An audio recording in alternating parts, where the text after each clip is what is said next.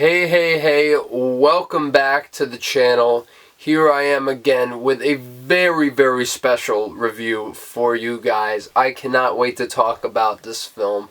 Of course, I am talking about Whiplash, written and directed by Damien Chazelle, starring Miles Teller, J.K. Simmons, and Paul Reiser. And do I really need to explain the plot of this film?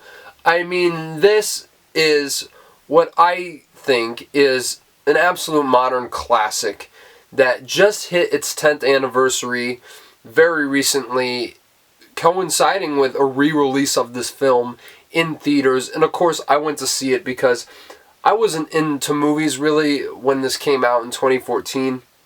I started to get into movies at the end of 2015, beginning of 2016 when Force Awakens was coming out. So I missed this one in theaters, and I knew I had to see Damien Chazelle's first masterpiece on the big screen, like I did see La La Land when that came out, I believe, 3 times in theaters.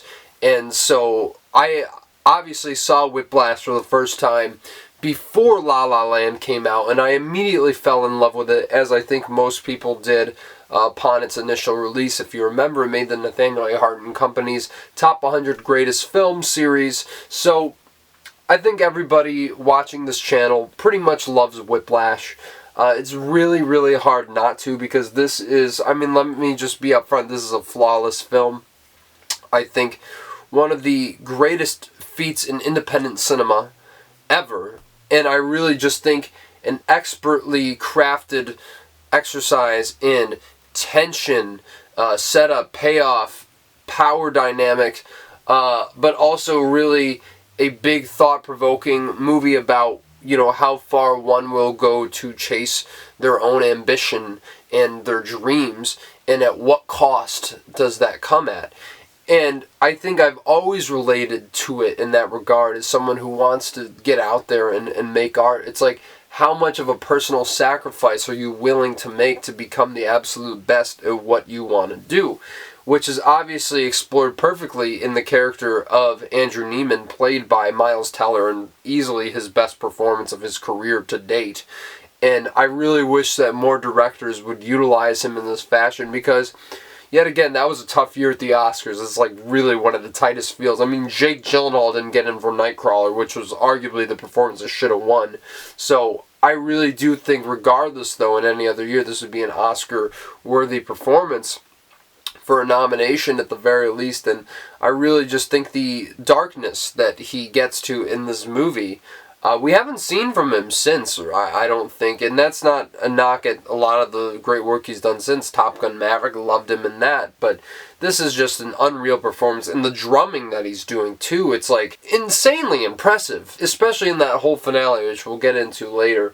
But I think, of course, the real star of this show, the reason everyone still talks about this movie to this day, or at least probably the biggest reason, is J.K. Simmons in his Oscar-winning role as Terrence Fletcher, the abusive jazz instructor at Schaefer University. This guy is so unpredictable, so volatile. Every second he walks onto the screen, not only does he command and own every second he's present, but literally he sets everybody on edge. He's also absolutely hysterical, and he's just beyond captivating in this role. And I really think most people would agree this is one of the greatest performances in the movies, and very glad that he won the Oscar for this. And honestly, Terrence Fletcher has some of the most homophobic, some of the most ableist insults of all time, but somehow they're all still so funny because it's just unbelievably clever, this script. This has some of the sharpest razor-edge dialogue you will hear in any motion picture. And I really think that this is probably one of the most quotable movies of all time, just because of what comes out of Terrence Fletcher's mouth. I mean, I can think of so many great lines. Medical condition, what are you, fucking Sanjay Gupta? Or, of course, the ever so iconic, not quite my tempo. You could go on and on. It's like, well, there's no fucking Mars bar down there. There's just so many iconic quotes after the next, and it's hard to really keep up with how many witty lines are in this. Like, I can't even comprehend just how compact this script is, and firing off so many information, so many funny lines at such a consistent rate, but yet being equally terrifying. Throughout the entire film, the tension is just at an all-time high, more so than any other movie I've ever seen, because of what they're dealing with, because of the J.K. Simmons performance, because of all the emotional stakes going on in the story. I really, really love just how well directed this is. It is insane to me that Damien Chazelle did not get a Best Director nomination for this. Like Mortem Tildum for The Imitation Game? Who the fuck talks about that movie anymore? And it's a really good film, don't get me wrong, but the fact that it also won Adapted Screenplay over Whiplash is absolutely bullshit. I mean, let's be honest here, because what are the movies people remember from that year? Birdman, Grand Budapest Hotel, Boyhood, and Whiplash. Yes, so I really do think that Damien Chazelle's direction is just so frenetic and so fast-paced and so cinematic. Like, the cuts, the way Tom Cross's Oscar-winning editing puts this whole movie together. This is one of the greatest feats in editing in the history of cinema, I would say, as well.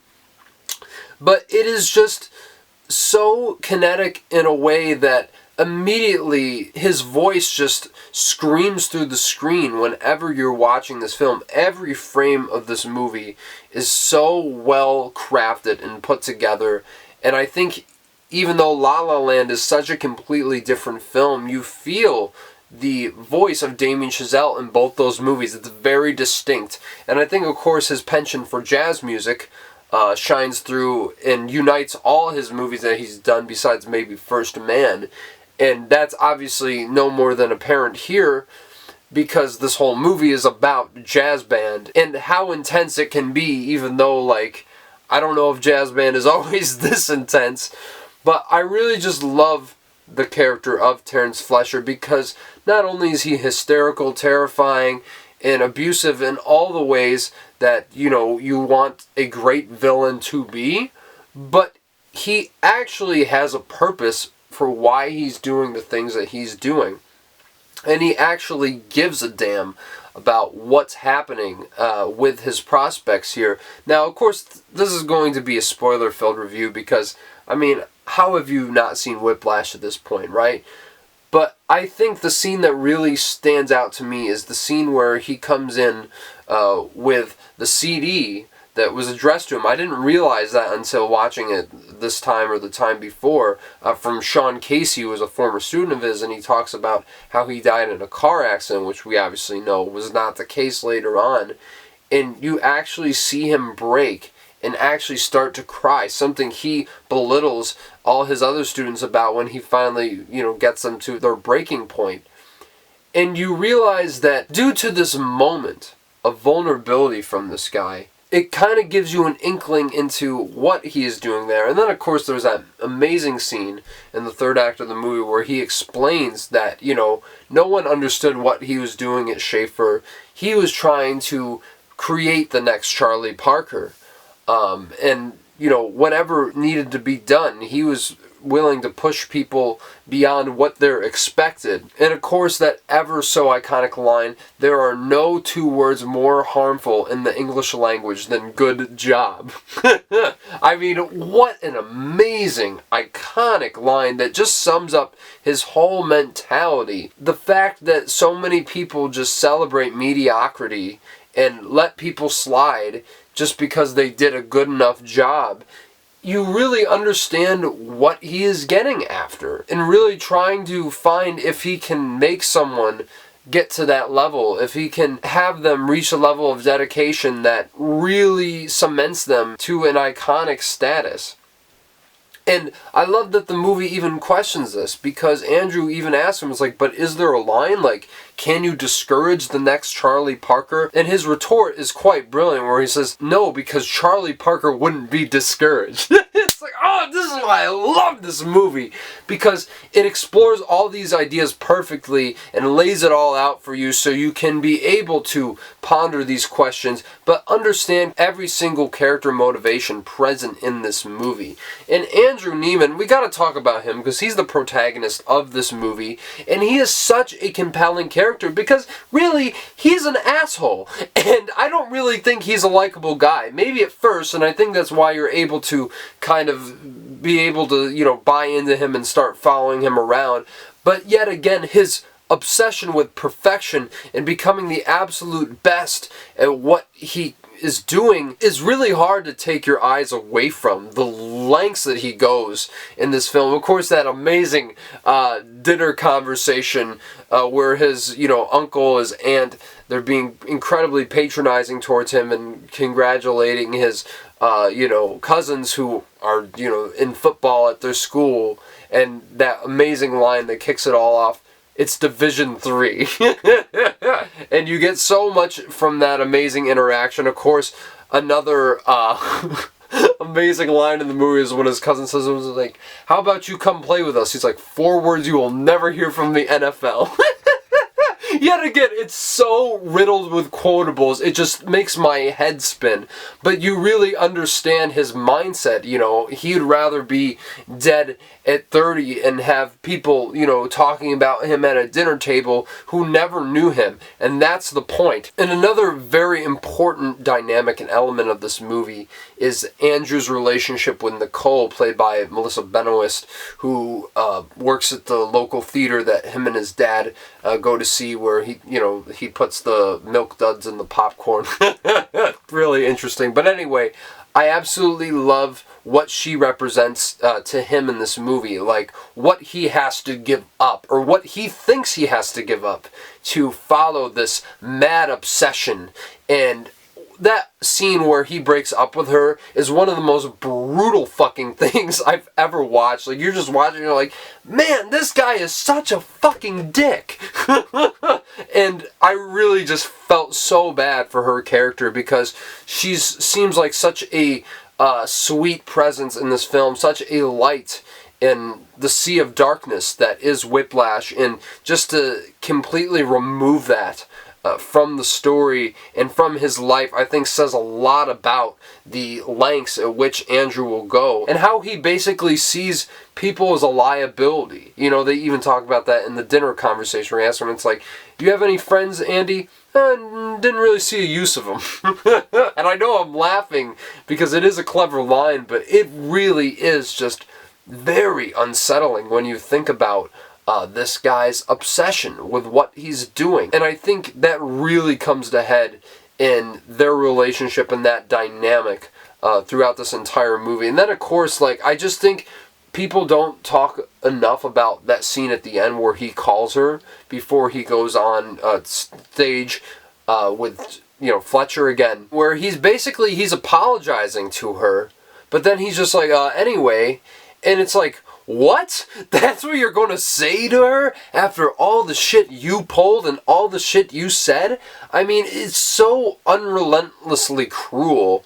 And I think it speaks a lot as to Neiman's character and where his mindset is at. He's almost like, he's such a narcissist that he can't really, like, realize how to actually approach proper human interaction with a good amount of human decency.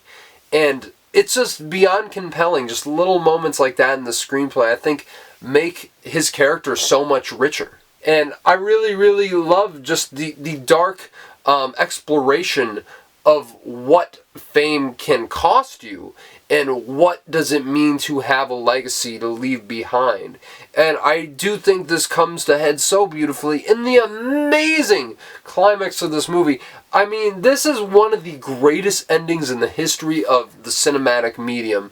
And what I absolutely love about it is how unpredictable it is, but just how much emotional weight it holds for these characters. Because, of course, Terrence says to all these musicians before they come on, you know, these people, one thing that you must know is they never forget what they see, you know, whether it's good or bad. Like, the impression you leave is the one that is going to stick with you for the rest of your life. So when he makes that master pawn move by switching the score on Neiman and not giving him the actual music, that pushes him over the edge to be able to just rip this amazing drum solo, storm the stage, and absolutely blow the roof off the place. And that moment when he picks up the cymbal for him during the middle of his drum solo is the highest compliment you could ever get from that guy. And it is like such an emotionally powerful moment, even though it's like such a small, minute detail. It means so much for the narrative. And I really, really love what this film says, because I know Damien Chazelle has said he envisions a very dark future for this character, and you get that amazing, amazing shot of Paul Reiser, his father, who's really, really great and brings such a amazing human presence to this movie that I think is very much needed to balance out the ongoing war between Andrew and Terrence Fletcher throughout this entire thing. But you get that shot of him peeping through the door and seeing what his son has become. And some could say, oh, it's adoration, but really I think it's, oh shit, like, this is what my son has become. And that moment where the whole performance ends, I think this ending is so brilliant because there could be more to this narrative. The story does not end here, but yet it is a perfect place to put a pin in such a delicately woven story, because yet again, no one is going to forget that performance. He gave him the platform. In manipulating him, he got exactly what he wanted out of him. And essentially, the villain of the story wins. And you have to imagine that, of course, he probably gets a record deal after this. This is just my interpretation, but I think it's, a lot of people probably would agree with this. And he gets that shot at becoming what he's always wanted, but he becomes so self-destructive that it derails his entire life. Probably exactly like what happened to Sean Casey. And that's really what I love about this movie. It doesn't give you a clear answer. It doesn't tell you what to think about the themes it's presenting. It doesn't tell you what to think about how these characters are feeling, but it makes you infer it. And I really think that the ending of Whiplash, not only is the drumming so exhilarating, and the editing and the cinematography, all the angles, I was like, how did they shoot this? Because there's like so many extreme close-ups, and then you get like a wide shot of the entire stage, and it's like this performance I feel like has to be like being captured in real time all at once. Like there has to be multicams just all over the place capturing this performance, and it just is captured so beautifully and so richly in such an exhilarating way that only the best movies can give to you.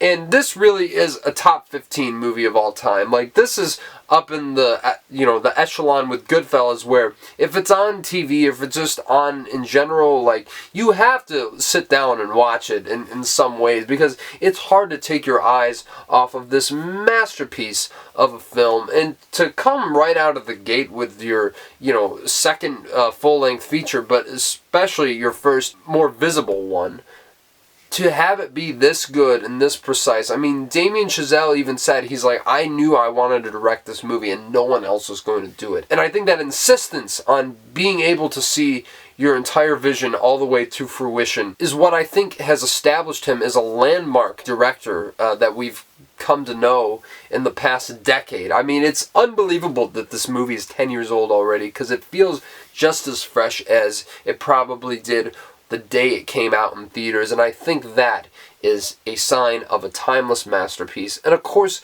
you know the rating I am going to give this movie. Whiplash gets a 10 out of 10.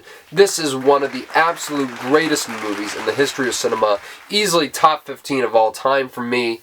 Just skirting on the, the outside of my top 10, because I absolutely think that this is a movie that, without fail, is always engaging, always riveting, and always entertaining. I mean, yet again, despite all the darkness here, there's so much light to be found and so much levity in the humor, and I really just think this is one of the most perfectly made and executed films of all time. So yeah, you guys let me know what you think about Whiplash down in the comments below. I'm sure you probably feel very similar in that regard, but I'd still love to hear what you think nonetheless. And of course, please smash the like button, subscribe to the channel if you want to see more reviews like this. I'm going to get back to the TIFF reviews now. The next one being Conclave, directed by Edward Berger, and I cannot wait to talk about that one with you guys. So please stay on the lookout for that, and we'll see you soon.